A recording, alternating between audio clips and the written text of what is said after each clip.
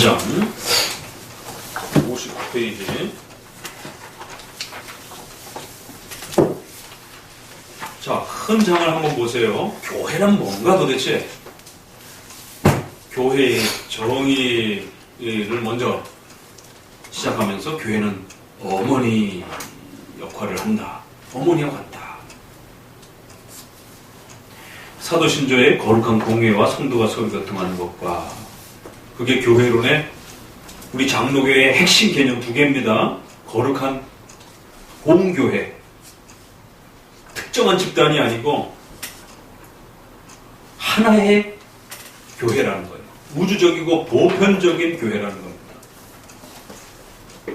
거룩한 공교회. 이거를 웨스민스터에서는 두 개로 표현했죠. 유형교회, 무형교회라고도 표현하고, 공교회는 유니버셜, 캐톨릭, 거룩한 공교회이며 또는 유니버셜, 보편적이고 우주적인. 캐톨릭이라는 말이 어렵기 때문에 한 번 더 해석한 거예요. 젊은 사람들에게 캐톨릭, 그러면 영어 단어도 잘 안 쓰잖아요. 요즘 많이 쓰는 단어는 유니버셜이라는 단어잖아요. 그러니까 하나의 보편적인, 전체적인, 캐톨릭은 그런 말이다. 그래서 공교회라는 말은 각각의 교회가 아니라 전체가 하나의 교회예요. 이게 선택을 말할 때는 하나님의 택한 백성들 이럴 때는 다 포함해서 말할 수 있어요. 그렇지만 우리가 이 땅에 존재하는 교회들이 다 하나로 모일 수가 없단 말이에요. 심판이 오기 전에. 그러니까 교단적으로는 하나의 질서체계를 가지고 그렇게 하나의 형태로 이 땅에서 정도는 연약하지만 그렇게 교단적 개념으로의 하나의 개념으로서 그렇게도 그 정도까지는 허용한다라는 겁니다. 그래서 우리가 공교회 그러면 하나님의 전체 백성이라는 뜻도 되고 또 교단적으로 유형적 조직과 질서체계 속에서 표현할 때는 반드시 교단 중심으로 하나로 모이는 교회 이런 표현도 된다라는 거예요. 그렇기 때문에 지나치게 독립화적 그런 이제 이런 형태를 추구하게 되면 하나님의 교회는 하나의 교회 이래놓고는 각자 다 따로따로 노는 거예요. 교회가 네 교회 내 교회 이러면서 그러니까 이게 모순이 된다라는 거죠. 적어도 하나님의 교회는 하나의 교회라고 한다면 이 땅에서는 그 하나를 어떻게 이해할 건가? 너나 각자 다 놀아. 아무도 서로에 대해서 책임지지도 않아. 아무도 서로에 대해서 돕지도 않아. 그냥 각자 자기네 교회만 해. 그럼 이게 하나됨에 대한 개념이 안 서잖아요. 그러니까 회중교회나 독립파들은 그냥 조금 연합하자. 그래서 이단 문제라든가 무슨 뭐 좀 특별히 좀 어려운 문제들이 있으면 연합 회의를 해갖고 모여요 가끔씩. 그러나 우리 장로교는 그렇게 해갖고 하나됨의 개념을 만들 수 없다. 적어도 이 땅에서 하나됨에 대한 개념은 장차 저기서는 완성될지라도 이 땅에서는 그래도 그러면 교단적, 지역적으로 몸담고 있는 교단 산하의 교회들이 하나의 질서와 체계 속에서 이렇게 신앙생활을 하고 성도들을 길러낼 수 있는 그러한 하나의 통일된 질서와 통일된 예배적 규범 속에서 그렇게 교회를 이루어가라는 거예요. 적어도 우리가 공교회 그러면 그 정도 개념을 가지셔야 된다는 거예요. 하나님의 택한 백성들 본질적으로는 그런 의미지만 겉으로 드러날 때는 그래도 적어도 교단적 하나됨 정도는 우리가 이룩해야 교회들이 뿔뿔이 흩어지지 않고 서로가 힘을 합치면서 뭔가 도움을 발휘하면서 도움을 서로 돕기도 하고 하나됨의 목소리도 좀 내고 이래야 되는데 실질적으로 이 땅에 있는 모든 교회들이 다 그렇게 모여서 하나로 뭉쳐갖고 뭘 할 수는 없어요. 인간의 한계 때문에. 그렇잖아요. 그죠? 그러니까 그 정도 못하더라도 최소한 그 나라, 지역별로의 하나됨, 그걸 우리가 교단이라고 말을 하는 거예요. 그런데 이 독립파하고 이쪽 회중 쪽에서는 이 교단이라는 말을 일본 말이라고 그러면서까지 비판을 하면서 최근에 목사님이 책 준비 때문에 국내에 나와 있는 이제 웨스민스터 해설집들을 쭉 이제 읽어가다 보니까 이러니까 웨스민스터가 제대로 전달이 안 돼요. R.C. 스프롤의 그 세 권짜리로 나오는 건 이제 반티를 반대하면서 나온 제자들이 만든 비고니아 화파라라고 하는 거스트너, 또 버스웰, 또 고든 클락도 장로교인들이 무엇을 믿느냐, 그 웨스민스터 해설집을 옛날에 썼어요. 알시스 프롤도 거기에 속해 있는 분. 프란시스 셰퍼도 거기에 또 같이 연합해서 또 활동하기도 하고. 그러니까 반틸의 영향력을 받은 제자들인데 반틸의 방식이 싫다는 거예요. 그 반틸은 어떻게 하길래 도대체 우리의 모든 신앙의 변증과 내용은 성경을 가지고 해야 된다. 그 얘기는 철학적으로 변증하려고 너무 애쓰지. 인문주의적으로 변증하려고 애쓰지 말아라. 성경을 가지고 이야기하고, 그리고 그 성경을 갖고 이야기하다 보면 반드시 해석을 할 수밖에 없으니까 그 해석을 할 때는 반드시 교회의 공고백이라고 하는 웨스민스터 신앙 고백의 장로교인들은 적어도 웨스민스터 신앙 고백에서 벗어나지 않는 그 교리적 토대에서 변증하고 설명하고 가르치라는 거예요. 이게 반틸의 성경 교육 방식과 변증 방식이에요. 근데 이제 제자들은 그렇게 불신자들하고 안 믿는 사람들에게 이렇게 얘기하는데 그게 말이 통하겠느냐. 안 믿는 자들하고 변증하고 이야기할 때는 안 믿는 방식으로 이렇게 얘기를 해버린 거예요. 그러니까 철학적이고 인문주의적인 어떤 수단을 사용해가지고 접근을 해야지. 그러니까 반틸은 그게 아니라는 거예요. 우리는 우리의 고백을 불신자에게 가르쳐주고 우리 이런 하나님을 믿는다라고 설득하고 하는 것이지, 하나님을 철학을 가지고 일반 걸 가지고 설명을 해서 그게 설득이 되어지겠느냐라는 거예요. 그런 차이 때문에 결국 전통적으로 고백해왔던 이러한 웨스민스터 방식으로 뭔가를 변화하고 가르치는 부분에 대해서 썩 좋아하지 않는 겁니다. 근데 그런 분이 웨스민스터를 해설을 하는 거예요. 그러니까 전체 뉘앙스가 어떻겠어요? 웨스민스터가 싫다, 나쁘다 이렇게는 말 안 해요. 장로교 전통이 있으니까 어찌됐든 웨스민스터 중요하다고 얘기하지만, 이제 우리처럼 웨스민스터는 정말 중요합니다. 성경 다음으로 제2의 기준입니다. 이렇게 말은 안 하는 거예요. 그냥 저기 보조용으로 그냥 쓸 정도는 괜찮습니다. 이 정도죠. 그리고 이제 이번에 독립파하고 회중파에서 나온, 예를 들면 또 저기 알시스 프롤, 그 다음에 존 파이퍼는 침례교 목사입니다. 아니 침례교 목사님이 장로교를 어떻게 설명을 해? 말이 안 되잖아요. 그러니까 이런 식이 되는 거예요, 자꾸. 그래서 정통 장로교 입장에서 그렇게 설명한. 이번에 또 독립파, 회중파에서 나온 책을 또 한번 보니까 선생님 그 교단이라는 말 자체도 또 비판을 하면서 그건 일본식 개념이다라고 그러면서 교단 개념이 아니다라고 그러면서 그거를 비판을 하는 것이에요.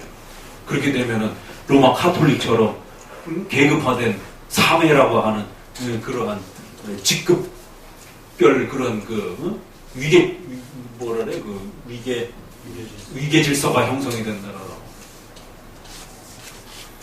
그러니까 성도들은 이런 설명 속에 선택을 하셔야 돼요.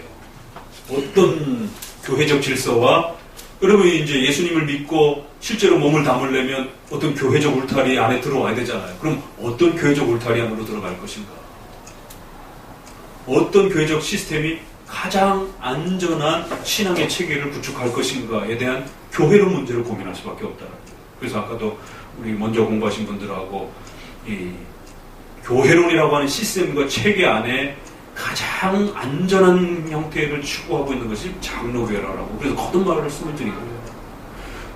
감독파, 교황처럼 1인이 지배하는 방식으로 하게 되면 그 한 사람이 실수하고 잘못하게 되면 다 틀리는 거예요.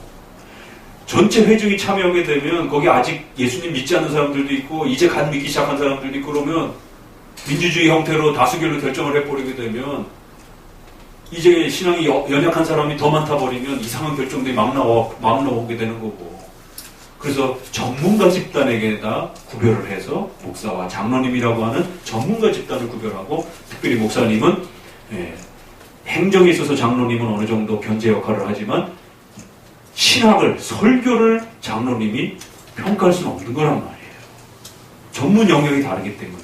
그래서 그건 상회에다가 목사님과 동일한 실력을 가지고 있는, 그걸 분석할 수 있는 목사님들 그룹에다가 목사님이 바르게 설교하는지를 늘 검증할 수 있는 그 시스템을 맡겨야 된다는 거죠. 그러면 왜 이 시스템이 중요하냐면 성도들은 자신의 영혼과 몸에 대한 모든 삶의 생존에 대한 부분을 목사님 입으로부터 나오는 그 말을 듣는단 말이에요. 그걸 집중한단 말이에요. 왜? 신의 말씀을 대언하는 자리에 있기 때문에, 대신하는 자리에 있기 때문에 목사님의 입에서 나오는 말이 잘못된 말이 나오면 큰일 나는 겁니다. 성도들의 인생에 있어서. 그러니까 여호와 증인들이 군대 안 가고 자식이 수혈을 받는데도 피를 먹지 말라라고 하는 그걸 그렇게 해석해가지고는 수혈 받는 것도 피를 먹는 거다라는 순대국도 안 먹고 뭐 이런 식의 이제 피에 대한 거부적인, 그래서 그냥 수혈을 안 하고 죽는 걸 선택한 이런 아주 극악스러운 정말 이런 형태들이 벌어진단 말이에요. 이런 부분에 있어서 그 목회자 입을 통해서 어떤 메시지가 쏟아져 나오느냐는 성도들의 인생이 달린 문제란 말이에요. 그래서 목사님은 끊임없는 검증 시스템 안에 계셔야 된단 말이에요. 그 검증 시스템을 가장 잘 유지하는 방식이 장로교회 체제라는 것이에요. 그래서 행정 부분에서는 적어도 평신도인 장로가 균형을 맞춰주면 그 정도는 충분히 장로도 행할 수 있는 것이고, 신학적이고 이런 설교의 더 깊은 부분들은 상회의 개념인 목사님들이 계신 목사님들 그룹에서 노회나 총회라고 하는 더 많고 더 큰, 그러다 보니까 상회라는 개념이 나올 수밖에 없고, 로마 가톨릭처럼 직급이 높고 낮다 이런 개념이 아니더라도 인간의 이 이해의 한계예요. 상해라는 말을 나쁘게 쓰면 나쁘게 되고 좋게 쓰면 또 좋게 쓸 수도 있다는 겁니다. 그 말이 아니고서는 노회와 총회의 권위를 설명할 수가 없어요. 상해가 아니라고 그러면 권위가 없는 겁니다. 상해라고 해야 거기서 하는 명령을 개교회 목사님들이 검증 시스템 안에서 복종을 해야 되는 겁니다. 상해라는 개념이 안 서면 목사님이 자기 설교 잘못됐다라고 체크를 받고 지적을 받아도 고칠 필요가 없는 겁니다. 그러니까 이제 이 독립화 형태의 위험성이 늘 그걸 끌어안고 있는 거예요. 그 목사님의 설교가 잘못됐을 때 그걸 누가 판단하고 누가 지적하고 그걸 누가 막겠습니까? 그러니까 독립화 분들이 이제 거기에서 이제 고통을 겪는 거예요. 검증 시스템이 안 되는 겁니다. 이게. 장로교는 그것을 때로는 더 큰 회의, 더 넓은 회의. 그러면 자연적으로 권위 면에서도 권위를 갖게 되다 보니까 상회라는 말을 쓰게 돼요. 근데 이제 독립파에서 나온 이러한 그 웨스트민스터 해설집 보니까 막 이걸 공격하는 거예요. 계급적이다. 로마 카톨릭의 위계적인 어떤 그러한 차등이 장로교의 시스템의 이런 상해, 총회 이럴 때는 문제가 된다. 뭐 이러면서 공격하는 것이죠. 로마 카톨릭이 지나치게 계급주의적으로 교회 조직을 형성해 놨어요. 그랬더니만 그걸 반대하는 데는 통일을 했어요. 우리 종교개혁자들이. 루터, 쯔빙글리 그렇잖아요. 그런데 그럼 어떤 교회를 할 거냐라고 했더니만 이게 잘 합의가 안 돼요. 그래서 이제 종교개혁가들이 여기에 대해 교회론에 대해서 이제 옥신각신하게 됩니다. 독일 쪽, 또 쯔빙글리 쪽, 블링거, 또 저쪽 스트라스부르크의 부처라든가, 칼빈이 그 부처에게로 잠깐 3년 동안 피난 갔잖아요. 이 다른 걸 서로 루터파의 교회론과 칼빈주의 쪽의 교회론이 이게 생각이 다르고, 근데 루터파 안에 제세례파, 또 찌빙글리 쪽에서 또 있었던 제세례파의 이런 극단파들이 루터하고도 다르고 찌빙글리하고도 또 다른 거예요. 거기에서는 로마 카톨릭의 계급주의적인 것에 아주 개짜만 들어도 막 알레르기 반응을 보여갖고 교회는 아무런 조직이 없어야 된다. 무조직. 조직교회를 아예 없애버린 겁니다. 무교회주의를 추구를 한 거예요. 그러면 다 해결된가요? 무질서가 판을 칩니다. 그래서 칼빈이 이래서 안 되겠구나. 그래서 사장이 강요해서 제일 많은 겁니다. 불량당. 가장 많이 공들인 부분이에요. 교회론이. 카톨릭은 너무 계급을 강조해요. 문제가. 제세례파는 그걸 개혁한다고 해갖고 조직들을 다 없애버린 거지. 그 조직은 너무 강해도 문제가 되고 너무 없어도 문제가 돼요. 그래서 성경적인 공교회 개념을 사도신조를 기초로 해서 거룩한 공교회화 했을 때는 반드시 택한 백성들, 구원받은 하나의 백성들이라는 개념이에요. 건물이 아니라는 거예요. 1차 개념은. 거기까지는 합의를 했는데 두 번째는 그래도 이 땅에서 최소한의 조직을 갖출 수 있는 교단적 하나됨 정도는 구축해야 된다는 것이에요. 그래야 이단을 막는데 한 개교의 목사님이 판단할 수 있는 문제가 아니잖아요. 신학교를 운영하는 것도 그렇고 대정부를 향해서 뭔가를 말을 해야 될 때도 그렇고 그러니까 독립파들도 독립적으로 하겠다 이렇게 해놓고는 나중에 가서 독립파를 하는 분들끼리 그런 문제가 있으면 또 넓게 연합을 하려고 해요. 권위를 가진 어떤 의무적 개념은 아니에요. 그냥 필요로 할 때만 그냥 연합하려고 해요. 그건 모순인 거죠. 아니, 독립파로 하려고 했으면 순수하게 독립적으로 해야지. 왜 또, 갑자기 또 연합을 하려고 그래. 그게 싫어가지고 독립을 한 건데, 말 그대로. 이게 오히려 딜레마에 빠지는 거예요, 이런 방식이. 그래서 장로교 체제의 형식이 각 개교회의 독립성을 존중하되 또 상회와 이런 또 노회와 총회라고 하는 상회적 권위의 또 결정과 내용들을 잘 따라가면서 거기에 목사님들이 속해서 늘 검증을 받으면서 성도들에게 신의 말씀을 대언하는 그럴 때 성도들은 그 목사님으로부터 나오는 하나님의 말씀을 신의 말씀으로 들으셔야 된다는 거예요. 그러니까 전제 조건이 있는 거죠. 목사님이 설교하는 것을 하나님의 말씀으로 받아야 된다는 거예요. 단 전제 조건은 이런 검증 시스템이 분명히 구축될 때 이게 구축이 안 되면 목사님이 인간적인 소리를 할 수 있다는 거예요. 인간이기 때문에. 그러니까 성도들은 항상 딜레마 속에 빠져 있는 거예요. 하나님 말씀으로 들을 건가? 아니면 인간의 말로 들을 건가? 그럼 그 기준을 어디다 둘 거예요? 내 마음이 막 충만할 때 하나님의 말씀으로 들리고 내 마음이 시그러들면 인간의 말로 들리고 이러면 안 되잖아요. 시스템 안에다 넣는 겁니다. 그래서 목사님이 심각하게 어떤 문제가 발생이 돼갖고 어떤 조사를 받고 이렇지 않은 이상에는 우리 장로교회 목회자로서 검증을 받고 또 검증하는 방식으로 계속 유지하고 계신 상태에서는 그 목사님이 하는 권면과 설교는 하나님의 말씀으로 받으셔야 되는 겁니다. 그게 서로가 약속되어져 있는 하나님의 질서인 거예요. 그래서 공교회 이러면 적어도 하나님의 백성들 그리고 보이는 형태에서는 교단적 하나됨이라는 개념이 공교회 안에 같이 들어있는 겁니다.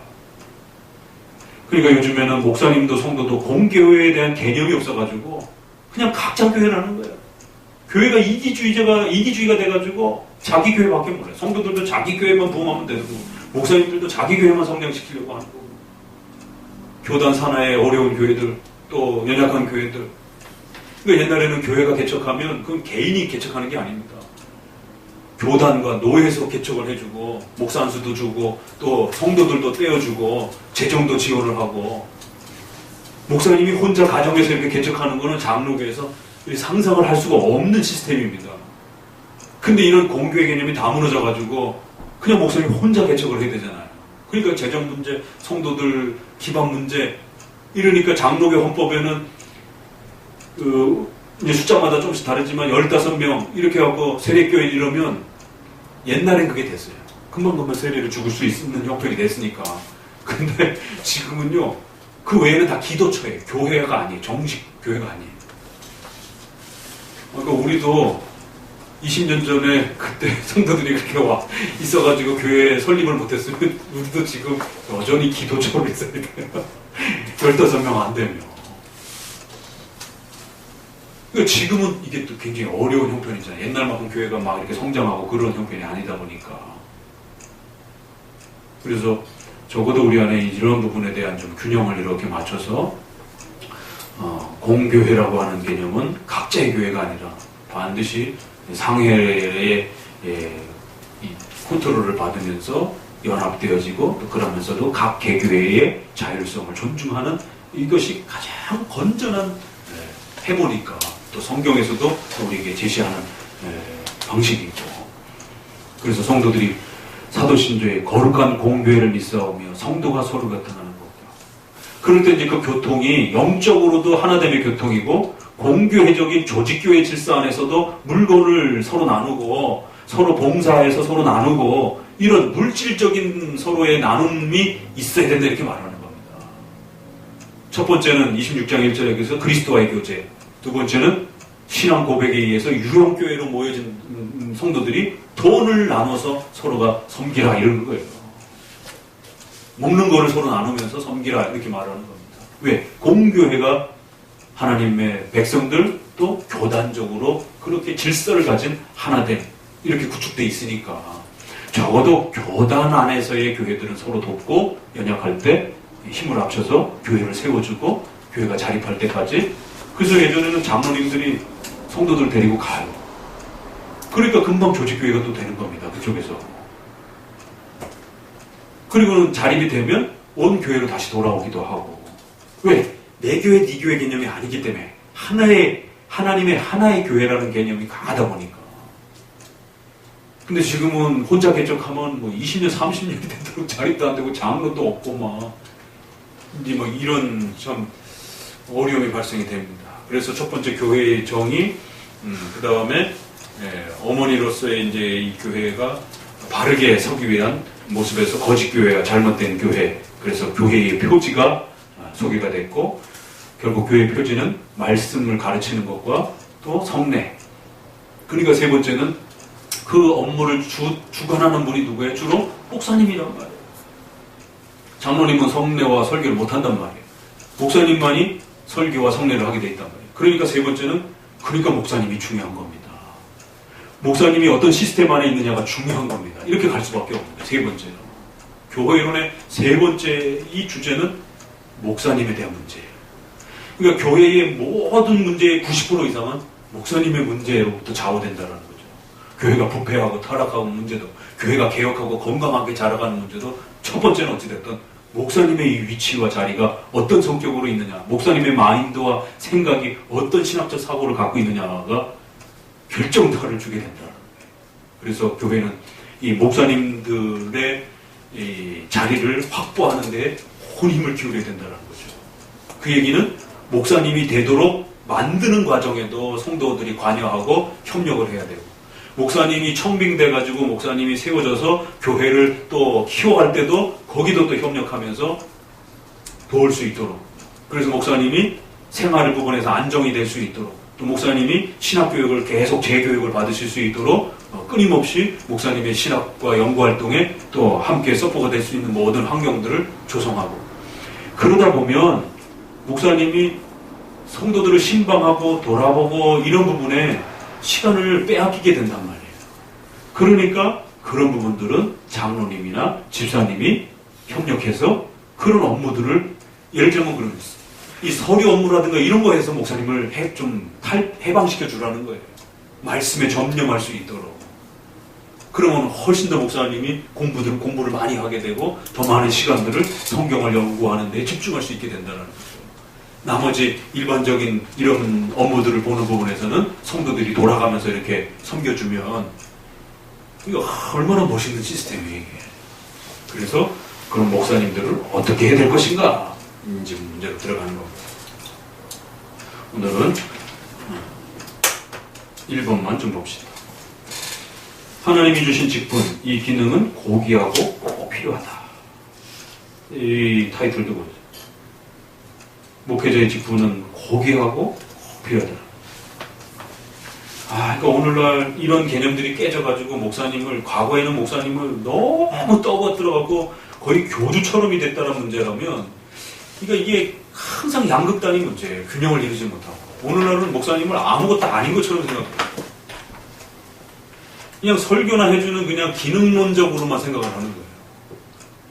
하나님의 말씀을 대언하고 또 교회의 영적인 아버지로서 또 목자로서 세워준 카운셀링 하는 사람이 아닙니다, 목사는. 그러니까 멘토가 이게 카운셀링의 상담자와 상담가, 상담 받는 사람, 또 좋은 선생님과 제자, 이런 개념이거든요, 이게. 카운셀링의 상담 심리학에서 나온 단어란 말이에요, 멘토링이라는 개념이. 목사님 그런 분이 아닙니다. 신적 권위를 가지고 성도들을 양육하고 성도들을 법을 가지고 야단치고 바로잡고 징계하고 이런 주의 종으로서의 그런 구별된 또 위치가 있는 거란 말이에요. 고귀하고 반드시 필요하다. 왜 하나님께서는 사람의 봉사를 필요로 하시는가? 이 하나님이 전지전능하신 하나님인데 왜 성도를 각자 인도 안 하시고 왜 연약한 인간을 사용하냔 말이에요. 이 질문이 제일 먼저 나올 수밖에 없는 겁니다. 왜? 교회의 유형적 교회 질서는 목사님이라고 하는 사람이 하나님 말씀을 전하고 사람이 예수님의 임재하심에 대한 함께하심에 대한 그 성례전을 사람이 행한단 말이에요. 그걸 왜 사람이 행하냔 말이에요. 차라리 하나님이 직접 하면 훨씬 더 은혜스러울 텐데. 근데 하나님은 그걸 사람의 봉사를 통해서 하신다. 읽어봅시다. 이제 우리는 하나님께서 그의 교회를 다스리기 위해 쓰시는 교회의 교직들을 보내야 하나님만이 교회를 지배하시며 교회 안에서 권위 또는 우월한 지위를 갖춰야 한다. 그리고 그 권위는 그의 말씀에서만 행사된다. 예. 자, 쭉 내려오셔서 단지 그들의 입을 통해서 자신의 사업을 성취하시려는 것이다. 그 하나님의 영광을 목사들에게 하나님이 맡기셨다 이런 뜻이 아니라 그들의 수고와 수단을 통해서 그들의 입을 통해서 하나님의 영광을 펼쳐내시는 그런 수단과 도구로서 쓰신다라는 거예요. 그러니까 성도들은 목사님을 교주처럼은 섬기면 안 되지만 하나님의 뜻과 말씀이 그들의 입을 통해서 그들의 연구와 그들의 수고를 통해서 전달이 되기 때문에 적어도 그 수단과 도구로서의 존경함은 가지셔야 된다는 거예요. 근데 오늘날은 그런 수단과 도구로서의 존경감도 없어져 버렸다는 거죠. 자, 맨 아래줄 읽어봅니다. 여러 가지 이유로 사람을 수단으로 삼아 일하시는 편을 택하신다. 이런 수단으로 우선 우리에게 대한 관심을 표명하신다. 그럼 왜 하나님이 이런 수단을 쓰시는가? 세 가지 이유를 설명합니다. 하나님이 직접 하실 수도 있는데 세 가지 이유가 있다는 거예요. 첫 번째, 우리에 대한 배려 때문입니다. 시내산에서 하나님이 직접 백성들을 만나셔가지고 해보시니까 백성들이 다 나가 자빠집니다. 무서워가지고 하나님의 음성을 듣는 것조차도 듣지를 못하는 거예요. 벌벌벌벌 바들바들 떨면서 그래서 모세에게 나왔고 우리가 하나님을 직접 대면하지 않게 해달라고 다 죽을 것 같다라고 이거 해결해달라고 간곡히 부탁을 합니다. 그러니까 죄인이 그런 방식에 있어서 이 하나님의 직접적 임재에 대한 이런 부분들이 우리가 생각하는 것만큼 그렇게 쉬운 문제가 아니라는 겁니다. 이거를 반대로 또 너무 극단으로 끌고 가면 로마 카톨릭처럼 그러니까 성도들은 하나님을 직접 만날 수 없어. 교황을 통해서 만나야 돼. 이러면 이것도 너무 극단이 되는 거고 또 성도들이 내가 하나님 직접 만나면 되지 왜 목사님이 필요해? 이러면 또 이것도 극단이라는 거예요. 그 중간쯤에 있다라는 겁니다. 하나님의 계획이. 그래서 하나님에 대한 하나님의 배려 우리 인간을 향한 인간의 언어로 왜 성경을 우리에게 만들어줬어요? 그것도 배려죠. 그냥 하나님이 직통계시로 늘 말씀하시면 되는데 그 음성을 들으면 인간이 거의 거반 죽는다라는 거예요. 사도 요한도 요한계시록에 보면은 땅바닥에 꼬꾸라져가지고 바들바들 떨잖아요. 그래서 인간의 언어로 말씀해 주신 거고 또 인간을 세우셔서 하나님의 말씀을 전달하는 방식으로 듣게 하셨다라는 겁니다. 우리에 대한 지극한 사랑과 배려가 있다라는 거죠. 거기는. 두 번째 읽어봅니다. 두 번째 단락. 이것은 겸손을 위한 가장 훌륭하고 유익한 훈련이 됩니다. 우리와 같은 때로는 우리보다 못한 사람들을 통해서 말씀에서 우리가 말씀에 복종하는 습관을 가지도록 하셨습니다. 이건 참 놀라운 지적입니다. 다섯 번째 줄 내려오셔서 읽어봅시다. 그러나 흙에서 나온 보잘것없는 인간이 말할 때 그가 우리보다 완전히 없을지라도 그를 하나님의 그런 태도를 보인다. 그래서 우리는 하나님에 대한 우리의 경건과 순종을 가장 잘 증명하게 됩니다. 고린도후서 뒷부분에 우리가 얼마나 그 보화를 귀중히 여기는가를 시험하시기 위함이다. 여기 테스트의 문제가 있다는 겁니다. 그러니까 하나님께 순종해야지 말은 누구나 할 수 있어요. 근데 보이지 않는 하나님께 도대체 어떻게 순종을 하느냐. 이게 우리 인간에게 참 묘한 문제라는 겁니다.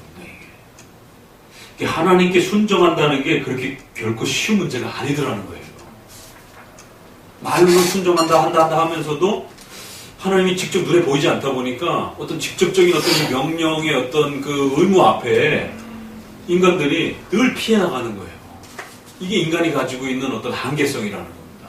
그래서 하나님은 그걸 테스트하는 목적으로라도 보이는 하나님의 말씀을 대행하는 자를 세워서 그 말씀 앞에 성도들이 순종하는가 안 하는가를 테스트하는 아주 중요한 외적 수단으로 쓰신다는 거예요. 그럼 보이는 목사님의 가르침에도 순종이 안 된다라면 보이지 않는 하나님의 말씀을 얼마나 만만하게 생각하겠느냐라는 거예요.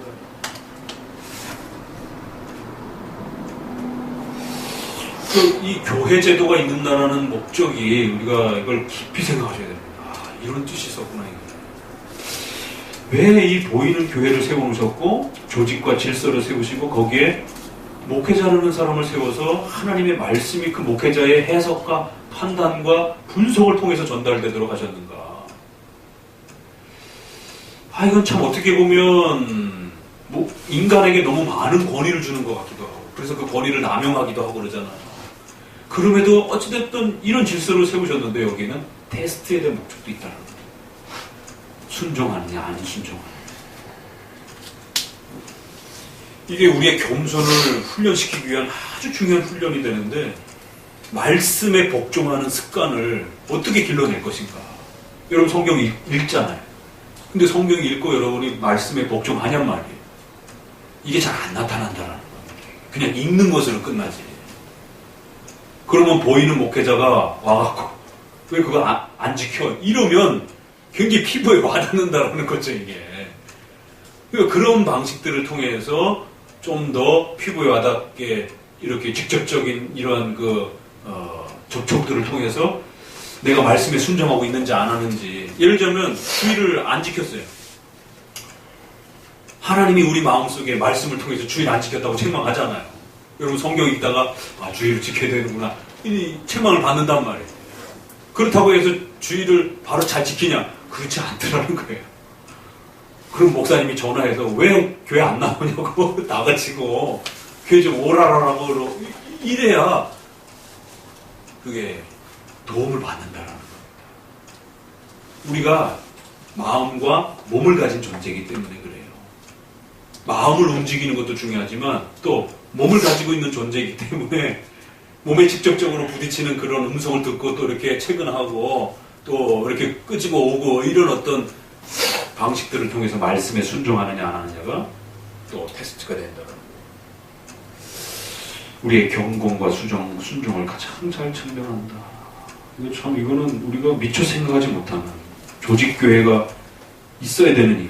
왜 우리 성도들이 조직교회의 질서 안에서 그 안에 세워주는 목사님의 말씀을 통해서 가르쳐지는 이 말에 또 잘 순종하고 이런 부분들이 왜 그렇게 중요한가. 세 번째는 읽어봅니다. 뿐만 아니라 사람들을 결합해서 상호간의 사랑을 보다 끈이 있다. 그것은 곧 한 사람이 목사로 임명되어 다른 사람들을 가르치며 제자가 되는 명령을 받은 사람이 하나님께서 근데 사람이 너무 많다 보니까 또 가지각색의 생각들이 이게 잘 모아지질 않아. 그리스도의 교회가 하나라면서 생각들이 다 달라요. 성경을 읽는 것보다도 다 다르고 우리 인간의 주관적인 그 각자의 주장의 이러한 한계성인 거죠. 그래서 적어도 한 교회 안으로 또 한 교단 안으로 모이면 신앙 고백이 같아지잖아요. 그리고 한 목사님 말씀 안에 듣게 되면 그 정도 교회의 성도들은 하나가 되잖아요. 그럼 성도들이 연합하고 공교해야 되는 문제예요. 하나됨에 그리스도를 머리로 하여 하나의 교회라고 하면서 맨날 싸워요. 이거 말이 안 된다는 거예요. 그러면 적어도 그 목회자의 가르침 아래 모두가 또 복종하게 되면 연합이 된다. 그러니까 이 생각이 다른 이 어른들을 어떻게 하나의 이 공동체와 이 하나의 몸으로서 만들어줄 수 있느냐 말이에요. 그건 쉬운 일이 아니에요, 그게. 거기엔 또 직업도 다양하고.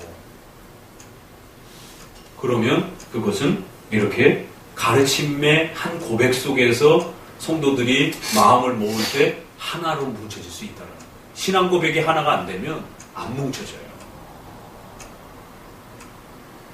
그래서 공교의 신앙 고백이 이렇게 중요하다는 겁니다. 그래서 목사님이 가르쳐주는 그런 하나의 가르침 속에 서로가 머무르다 보면 성도들 간에 연합할 수 있는, 서로가 뭉칠 수 있는 이러한 힘을 갖게 된다는 거예요. 성도들을 양육하는 끈이 됩니다. 그래서 한 끈으로 묶고 이것이 연합을 유지하는 가장 힘있는 수단이 됩니다. 여기에 대한 근거로 에베소서를 가지고 오면서 몸이 하나요, 성령이 하나인 것처럼 믿음도 하나요, 세례도 하나요, 교회 질서도 하나가 되야 된다는 거예요. 4장 8절에도 보면 하나님의 아들을 믿는 것과 아는 일에 하나가 돼요. 온전한 성도로서 그렇게 자라가기 위해서는 뭐가 있어야 된다고요? 그 앞에 목사도 있어야 되고 교사도 있어야 되고, 그게 다 교회 질서잖아요. 3장 이제 1번을 이제 우리가 시작합니다. 이 1번의 1항목에 있는 내용이 참 중요한 세 가지. 왜 교회 질서가 필요하고, 그 교회 질서의 중심에는 결국 목회자라고 하는 분이 하나님의 말씀을 가르치고 양육하는 이런 시스템으로 왜 하나님이 교회를 만들어 놓으셨는가. 여기 있는 세 가지의 아주 중요한 목적이 있다는 겁니다. 오늘날 교회의 이러한 유형적 교회 질서에 대한 부분은 너무 등한시하고 무시하고 이게 각자주의가 다 돼버렸어요. 그래서 목사님이 설교한 것도 우리의 고백 안에서 돌아보는 게 아니라 다른 교회 목사님하고 비교해가지고 들을 만큼만 듣는 거예요. 이게 굉장히 무서운 일입니다. 이게. 이 지금 뭐라 그래요? 세 번째. 그 목사님의 가르침 아래서 하나가 되도록 이렇게 그래야만 연합되어지고 성도가 건강하게 자란다 이렇게 말하잖아요. 근데 목사님 설교 듣고 다른 유튜브랑 비교해가지고 이건 우리 목사님이 조금 덜 잘못 설명한 것 같네? 그걸 자기가 판단해요. 그럼 그런 판단의 기준이 어디 있어요? 그럼 그 목사님이 옳고 이 목사님이 틀렸다라고 하는 기준은 누가 마련한 겁니까? 이거 굉장히 위험한 발상입니다, 이게. 아까 말한 검증 시스템이라고 하는 것은 내 개인이 판단하는 게 아니고 그 교단과 그 교회 질서 속에서 존재하고 구성되는 겁니다. 그렇기 때문에 거기에 검증 절차를 거쳐서 목사님이 세워지고 그 목사님이 꾸준히 올바른 장로교 설교를 제시해 줄 때는 그걸 기준으로 삼는 것이지 다른 교회 목사님 설교를 기준으로 잡는 게 아니에요. 그럴 것 같으면 그 교회를 가야 되는 거죠. 이 교회에 속해 있으면서 다른 교회 목사님 설교를 기준으로 잡아가지고 본교회 목사님의 설교를 빼고 더하고 그러면 어떡합니까? 보조로 들을 수는 있어요. 그러나 본교회 목사님 말씀을 기준으로 해서 더하고 빼야 된다는 거예요. 근데 이제 이거를 나란히 놓고 야 우리 목사님 이거 빼뜨렸네? 이건 잘못됐네? 그거를 편집하는 사람이 누구예요? 본인이라는 거예요. 그럼 본인이 결국 주체가 돼서 모든 옳고 그름을 판단하게 되는 이러한 아주 심각한 주관주의, 자기가 모든 성경 해석의 왕이요 기준이 돼버리는 거예요. 그게 너무 어렵기 때문에 장로교회라고 하는 이 노회와 총회라고 하는 시스템을 마련해 준 건데 그걸 본인이 하겠다라는 겁니다. 그래서 목사님 설교가 이상하다라고 하면서 안 받아들이는 거예요. 노회 총회에서 이상하다라고 확정이 되기 전까지는 성도들은 반드시 복종하고 설교를 들어야 될 의무가 있는 겁니다. 내가 거부할 문제가 아니라는 거예요. 그러니까 이런 교회적 시스템이 다 무너지니까 정작 중요한 걸 던졌는데 목사님이 가르쳐줬는데 성도가 이해가 안 되니까 성경적으로 틀린 게 아니라 이해가 안 되니까 안 받아들이는 거예요.